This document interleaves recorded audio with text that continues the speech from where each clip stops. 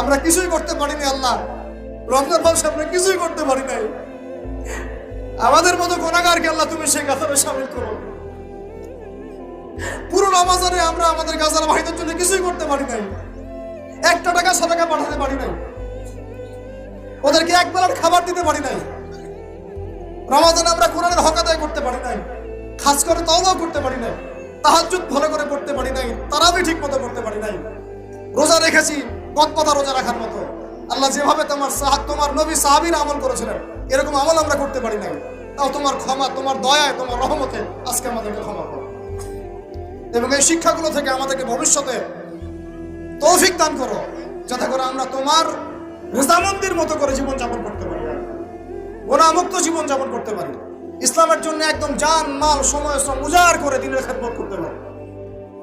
দিন ইসলামকে আল্লাহ পাকের জমিনে আমরা দুর্বল থাকতে দিব না ইনশাআল্লাহ।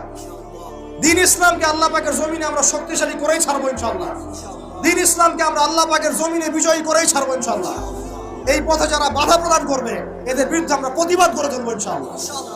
আল্লাহ রাব্বুল আলামিন আমাদের সবার দিনের মধ্যে দিন ইসলামের প্রতি খাস মহব্বত দান করেন, কোরআনের মহব্বত ঢেলে দেন, ঈমানের মহব্বত ঢেলে দেন, সুন্নতের মহব্বত ঢেলে দেন এবং সাহাবী ওয়ালা জিন্দেগি আমাদেরকে যাপন করতে